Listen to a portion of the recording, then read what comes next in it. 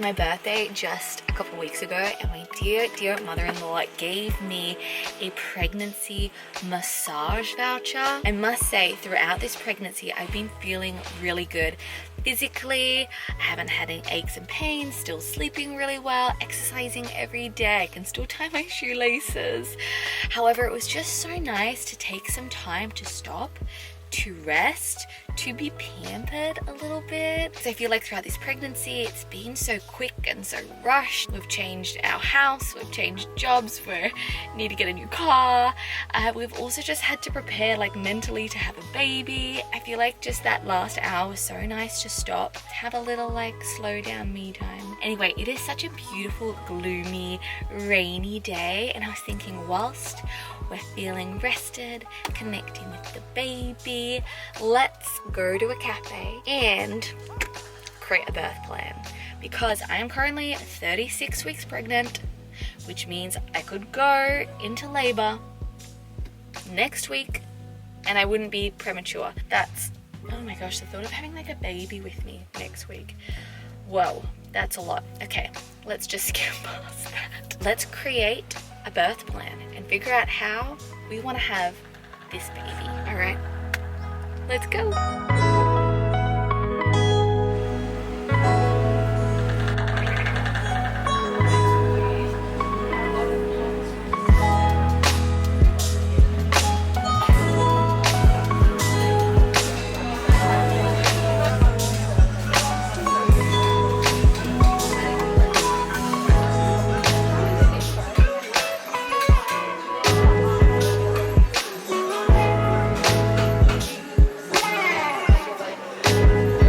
Just got home and look at this beautiful blue sky. It is so warm now, so I've just gotten home and gotten changed into something a little more comfy, but I wanted to show you guys. We always go to the farmer's market and get some fresh fruit and veg. However, sometimes we get way more than we can eat. And if you have peaches, nectarines, any stone fruit, which are my personal favorite, that are going off or starting to go soft, cut them up, put a little bit of water in the bottom of a pan, let them simmer for like an hour, and oh my gosh, you get the tastiest peachy stew. It is so, so nice. Okay, so whilst that is just simmering away, I've got us set up at my baby change station. So when we moved into this place, it came fully furnished. And this, honestly, it's not a baby change table at all. It's like a kitchen island bench, but I looked at it and I was like, this will be my baby change table. It's just like perfect. I'll show you what it looks like. So this is the current situation at the moment. I picked this up on Facebook Marketplace for like $30. I'm loving buying secondhand baby items. I just feel like it saves on money, but it also just saves the environment, all that sort of stuff. And everything I'm buying, I'm trying to be really eco-friendly, minimal plastic, minimal disposable items. I've just got a couple of baskets here which are full of my squares that I'm crocheting. I've got a couple of nappies that I want to go through. Pretty unorganized. There's not much there. I want to put baby clothes there. It's like, yeah, there's just a whole lot of random stuff in the drawers and it needs to be organized, but that is for another day, another vlog. But at the moment, I just want to tackle these. I want to tackle these nappies. So for me, and I know it's not for everyone, I knew that I wanted to do cloth nappies because my mum did them on me and my sisters. And one of the things about cloth nappies is that one, it saves you so much money. Babies are supposed to go through like 10,000 nappies, I think before they're like toilet trained, which is a lot. It's a lot of money, and that's also a lot of waste on the environment because nappies take like, what is it? It's like 500 years or something ridiculous. I remember looking it all up ages ago. They take so long to decompose. Some of them don't even decompose. They just sort of like break down into smaller fibers. And also from a sort of health perspective as well, so many diapers come with like harsh fragrances, chemicals, all that sort of stuff that can be really too sensitive for a little baby. Gosh, these are so tight. There you go. Something I have learned a lot as well about parenthood is everyone has an opinion and everyone thinks that they're doing it right and other people are doing it wrong, and everyone wants to share what's best and let people know that you're doing it wrong and la la la la. So honestly, you can take this advice or leave it. I really don't mind at all. I'm just sharing what we're doing and why we're doing it.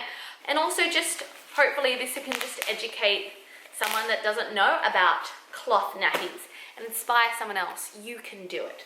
But the reason why I was actually sitting down to share about the nappies is because God has been so faithful in providing all these amazing little miracles. We had been, worried about where we're gonna live, work, you guys know the whole situation. However, once we settled in, the next thing was, okay, we need stuff for the baby. And we quickly realized how expensive baby stuff is.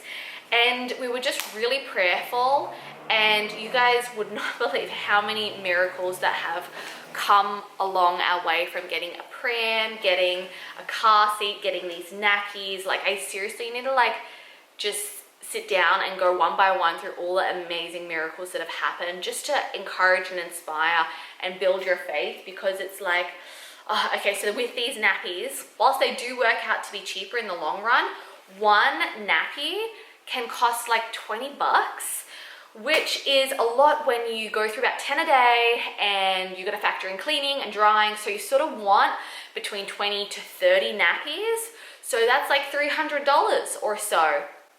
No, not 300, $600. So there was one day I was walking around town, and there's this really cool organic whole food store that sells lots of different things.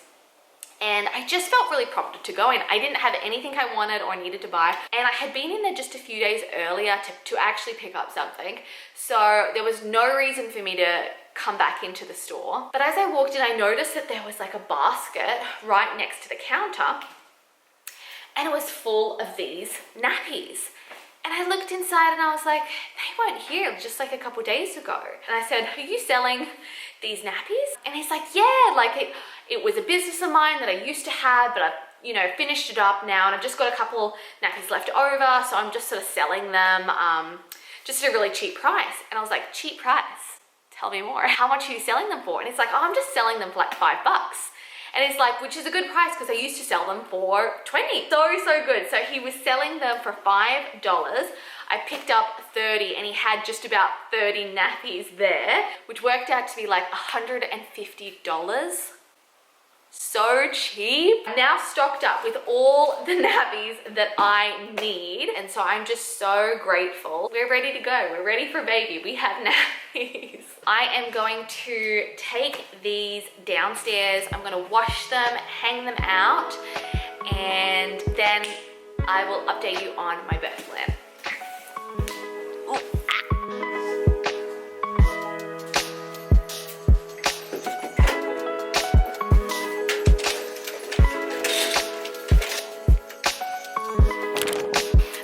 Whilst my nappies are washing downstairs, I've got my yarn and my crochet hook.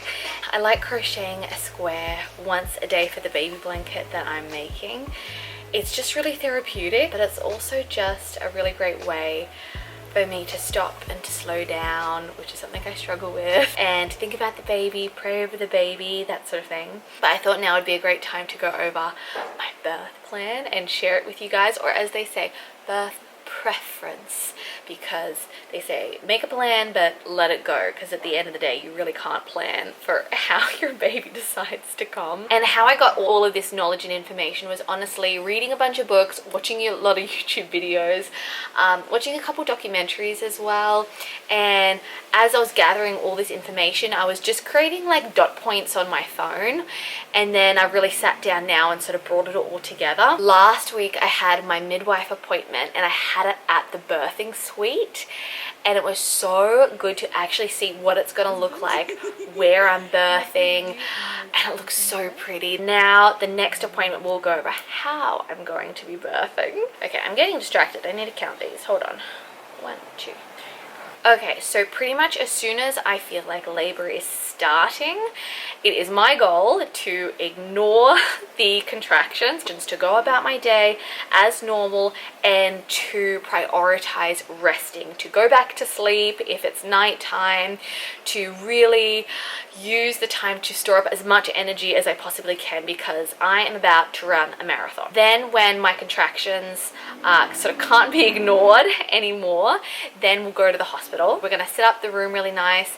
We've got some fairy lights, some essential oils, bringing in my hospital bag some like comfy blankets, and just sort of set up the room so it feels cozy, feels sort of like home. My mother, my mother-in-law, and my husband, what I want them to be doing is movement brings improvement. So make sure I am changing positions all the time. I'm swaying, using the yoga ball, squatting, even dancing. What I've learned the most is that I need oxytocin, which is your love hormone. I need that to be flowing for the baby to be delivered. So I'm needing to do everything to stay happy, to stay peaceful, to stay relaxed, stay in a sort of loving sort of state that'll help bring on labor. Have a massage, go into the shower, do different visualization techniques, do breath work to help calm me down, rest, be in the pool, repeat positive affirmations over me, give me gentle touches and strokes,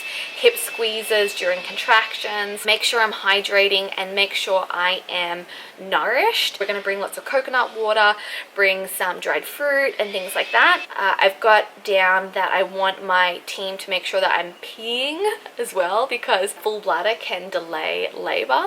So make sure that I'm going to the toilet, and they say the toilet is the dilation station. It can really help you relax when you're on the toilet. So got that down. It sounds bizarre, but it's like I'm sort of excited because I want to have fun in this labor. I want to enjoy it.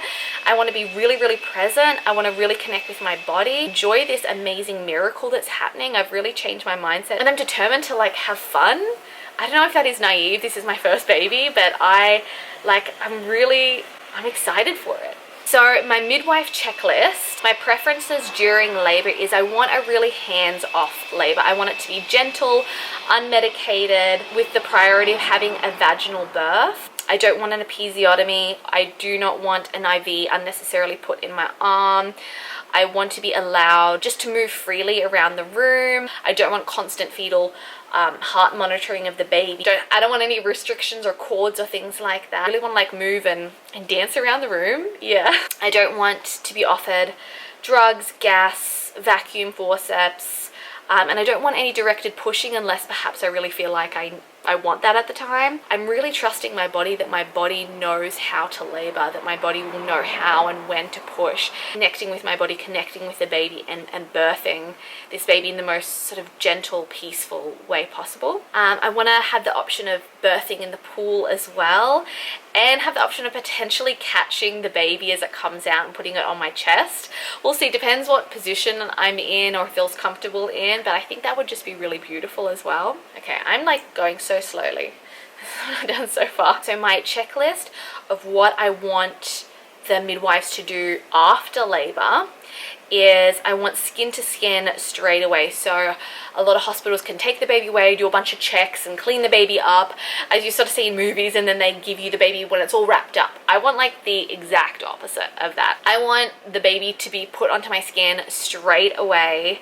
I don't want any wiping or cleaning of the baby at all. That like white sort of mucousy stuff that's around the baby is called vernix, and it is like the most amazing moisturizer for the baby's skin. So rather than rubbing it off, people should be like rubbing it in. And any checks, any medical checks that the doctors, that the midwives need to do, I want them to do on me. You can do most of the checks of baby whilst baby's resting on you. I want delayed cord clamping as well. So that's supposed to really help boost their iron levels and their immune system, is if you don't cut the cord straight away, but you let the cord keep delivering the blood that's from the placenta to the baby, because I think it's about 2/3 of the blood is still in the placenta. So I want to actually feed straight away, so when the baby gets put onto me, I want to try and feed straight away.